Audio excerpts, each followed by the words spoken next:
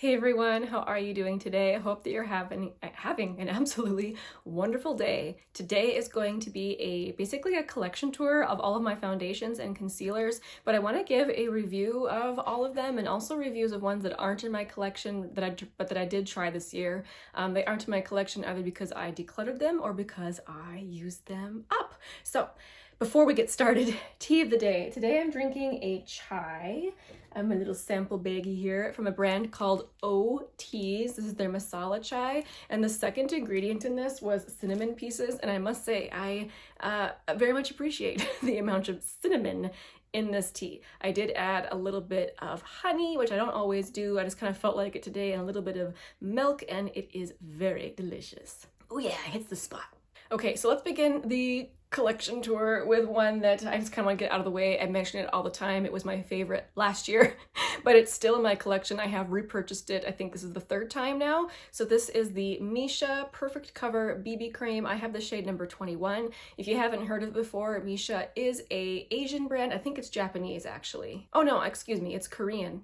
It has a really pretty radiant finish, not dewy and not greasy or anything, but definitely on the radiant side, luminous side. Very buildable. You get pretty good coverage with this. Not full coverage, but I would say very good. And whenever I wear this, I feel like I'm wearing skincare. I could be having a really bad skin day, wear foundation, which normally isn't really a good thing for me on a bad skin day. On a bad skin day, I try not to wear anything to exacerbate the situation, but I feel like this actually helps. When I take it off at the end of the day, my skin looks better. Like, there's skincare in this. It's amazing. Plus it has SPF 42. I really enjoy it. The only problem with this is the shade range. It being a Korean brand, they just don't have very many shades.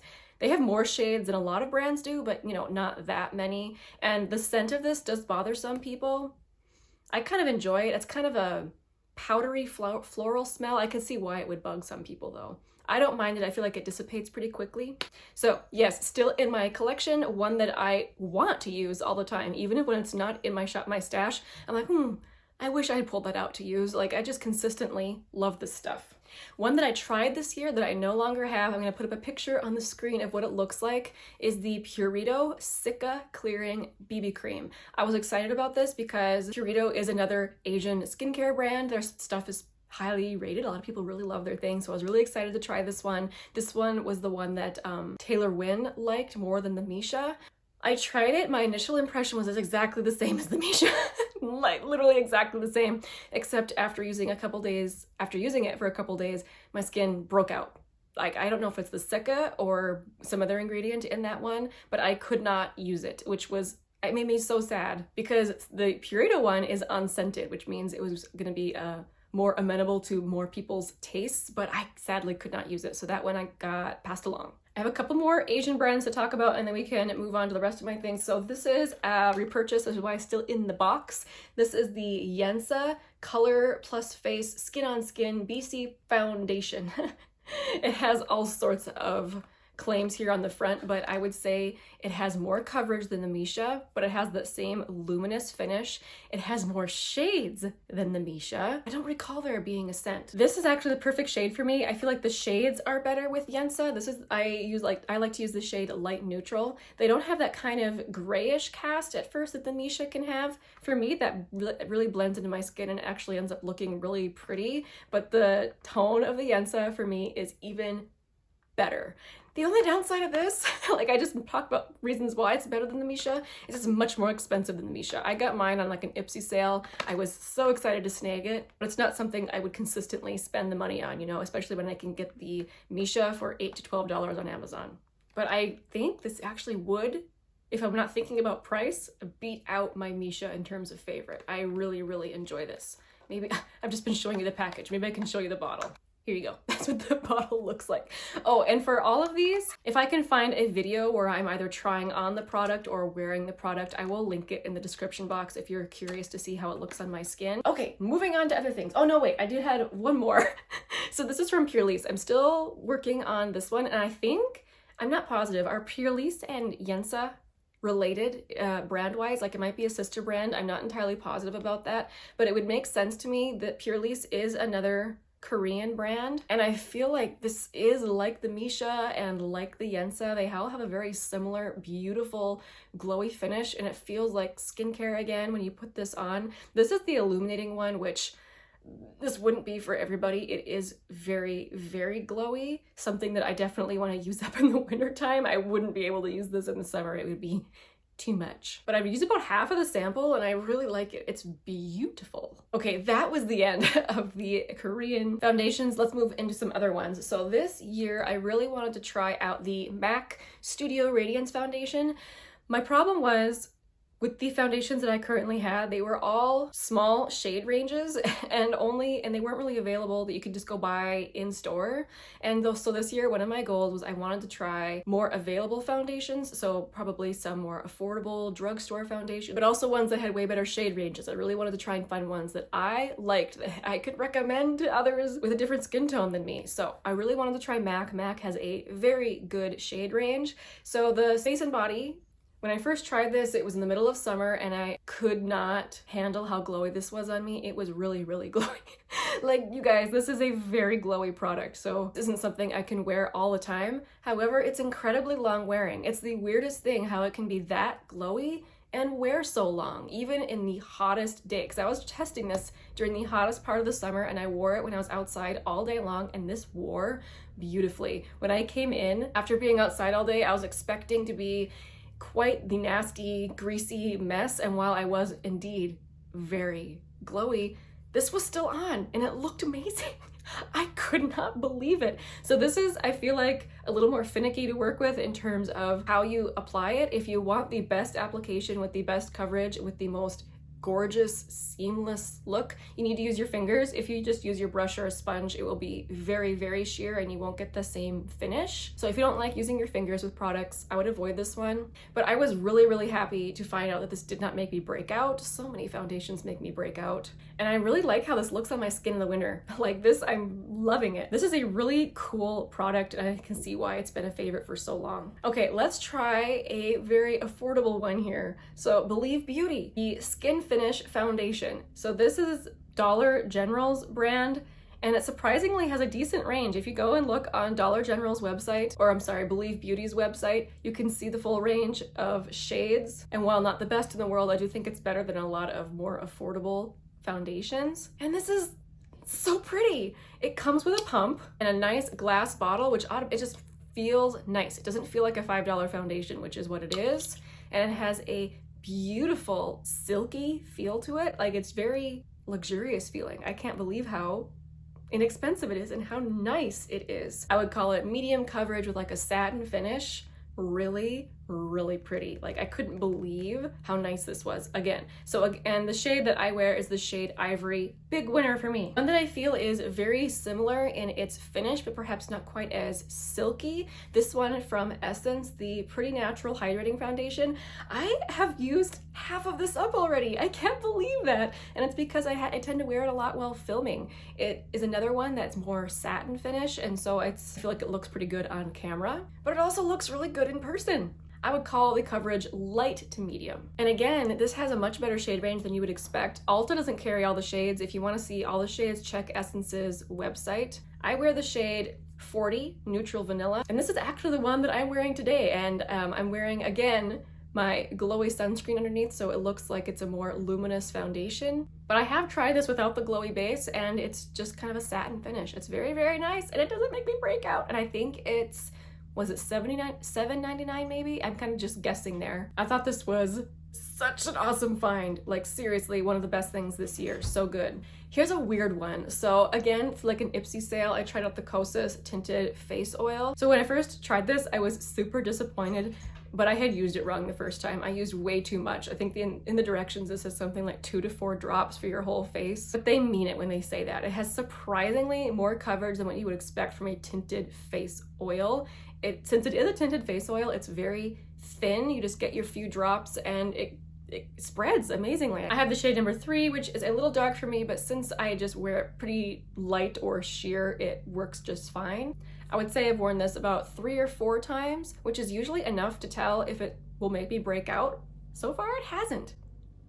Crazy. I don't think it's worth the full price tag though. Like, this is kind of a expensive product if you buy it full price. I personally don't think it's that amazing. I'll use it up, but I wouldn't buy it again, I don't think. Okay, the latest one for me to try out from Tower 28. This is the Sunny Days Broad Spectrum SPF 30 tinted sunscreen. I use the shade 10. This isn't an exact shade match for me. I think it's a tiny bit yellow, but I can pull it off. It looks fine. You can make this pretty sheer just by using a little bit of it, but I've also worn a more heavy layer of this, and I actually thought it looked really good, really nice and smooth. It worked very, very nicely with makeup. I personally wouldn't call it a tinted sunscreen. I would call it a foundation with SPF in it. It's definitely a foundation, or I guess you could say a skin tint. I don't like it as much as my MASHA or my Yensa. I think it might be like the skincare option. Whatever is in the Korean ones does something for my skin that this one just doesn't, but at the same time, it doesn't make me break out. It wears really well and it looks great. It looks great on my skin. It just doesn't have that something extra in it that those other ones do, you know? So it's not quite up to par with those ones, but it is a nice product and I was so excited to see them release this. I enjoyed the brand Tower 28. I like their vibe because they focus so much on releasing products for sensitive skin, which I appreciate. This also has a good shade range for tinted sunscreen. They formulated their deep shades first to make sure those didn't have any sort of a white cast, and then they moved to the other shades. So if this is the type of product you're in the market for, I would recommend checking it out. I think it's good. Oh, I almost forgot about this one. So this actually was in my declutter bin. I pulled it out just for this video. So this is the Antidotes Tinted Moisturizer from the Balm. I tried this several times. It always looked nice when I first put it on. It's more of a thick formula. I felt like I really had to do more blending to make it settle onto the skin. But I ended up decluttering it because I feel like after an hour or two, it just looked like it was sitting on top of my skin. It never fully melted in. I didn't like how it looked. And honestly, I was going to pass this along to someone to try. Now looking at it, it kind of looks gross, like it's separated and honestly kind of disgusting. So I probably won't give the rest of this to anyone to try out. I don't believe it made me break out though, so it has that going for it. It just didn't work well with my skin. One more, we're going to have to pop a picture up. Wet n Wild Tinted Hydrator. I was so excited for this product, you guys. It was so beautiful and like just juicy looking on my skin. Oh, I loved it. And it was another one of those products where I was like, it's like $5 or $6. It's amazing. Sorry, my dog is scratching at the door wanting to come in. Sadly though, that product made me break out worse than any other product I tried this year, which I was so sad about because it was very, very pretty on my skin. I did give it to a friend who likes it. She likes it a lot. And I haven't seen any other reviews of anyone saying it made them break out. So at this point, as far as I know, it's just me. Okay, I need to hurry up. I feel like I've been sitting here for just talking for a long time. Let's talk about concealers now. So this one is one I finished up earlier this year. This is one from Yensa. This is their BC concealer. It's really nice. It's really, really good. I like it just as much as I enjoy I probably enjoy the foundation more than I like their concealer. But I liked it because it was hydrating. It didn't cause any like weird creasing or cakiness. It looked beautiful on the skin. I would use another tube of this. This was nice. Another one I used up was from Makeup Revolution. This is the Conceal and Define Full Coverage Conceal and Contour. I use the shade C3. This was another one I really liked. It was surprisingly good. I didn't feel it was as hydrating as, say, the Glossier one or the Yensa one. And if I used too much of it, it did look a bit dry and cakey under my eyes, but I typically don't like to use a lot of concealer under my eyes anyway. I think it's just, it doesn't usually look good with any formula. So just a little bit blended out, and I thought it looked really, really pretty. I would use this again. I liked it. Let's talk about the one that I'm wearing today. So this is the e.l.f. Flawless Brightening Concealer. I have the shade Fair 15W. It has the little brush tip on it with the little clicky end. So when I first tried this, I thought it was a product that you like put a little bit under your eyes to do like correcting and then put your regular concealer over top. I actually didn't like that. I felt like the layering of the products was too much and I thought it looked heavy and very creasy. But I do like this used by itself. It's really beautiful and kind of gives me the Glossier type vibes. It definitely brightens up under the eyes. It does something, but it's not laying down a ton of product. It's really thin and it's not dry either. I feel like this would work for a lot of different people. Just know it is meant to be a brightening shade. So the shades are a little different than typical concealers. I feel like they are kind of peachy and very light, but thankfully it is such a thin formula that it blends out just like easy peasy. Really, really nice. You're not gonna get full coverage with this. This is just to add a little something to the under eye, and I like this a lot. I think it's really good. I tried the Tarte Shape Tape this year. I'm just not a fan. It's too heavy for me. Even using just a little dot and blending it out, I feel like it looks kind of crusty, so it's just not my favorite. The Maybelline Fit Me Concealer, sadly I purchased this in way too light of a shade. This is definitely more of like a brightening shade for me. But when I have tried it under my eyes, I liked how it blended out. I thought it was nice and hydrating. It didn't sink into my fine lines any more than my other favorite concealers do. To avoid that happening, I just don't use very much concealer under my eyes. I just would prefer to have a little bit of under eye pigment showing through than to look cakey and heavy. I honestly am tempted to buy this in another shade because I think I like the formula, but I'm always so distracted by how light it is. You guys know how it is. If a foundation or a concealer isn't the right shade, it's hard for it to be a favorite, you know? But I think I do like the formula. Okay, now I have two major winners from this year. The first one is the NARS Soft Matte Concealer. I'm using the shade Nougatine. I don't feel like it's exactly perfect for me. I feel like it might be a little bit yellow. So that's what it looks like, not blended out. But the thing that I love about it is because it does blend out really, really easily. And since it's not a liquid formula, it doesn't dry down completely, which means when you use this on acne, it helps avoid the crusty look. I mean, sometimes it's hard to completely avoid that, but if you're using this to cover acne, which is what I use it for, very, very handy. And they do have a lot of shades. You can use this in different ways. I very much have enjoyed experimenting with it. You can use a fluffy brush and just kind of fluff your brush around in there and just kind of gently brush it around your nose and stuff for just some general color correcting. Or you can go in real hard with this under your foundation to cover up redness, acne spots, and then go over it with your foundation and it will look beautiful. It's a really, really good formula. I'm so happy I tried it this year. And the other one that I loved so much, the Glossier Stretch Concealer. Some people hate this and I just don't understand. I just don't understand. So I heard Katie Jane Hughes, who's a makeup artist, describe this as a tinted moisturizer in a pot, and that's exactly what it is. Perfect for wearing that concealer as foundation, just swirling your finger in there and just tapping wherever you need to put it. It's really, really moisturizing, you guys. Like if you don't want something super emollient, then yeah, you definitely wouldn't like this. But I do feel like it has more coverage than a lot of people give it credit for. I was expecting almost nothing.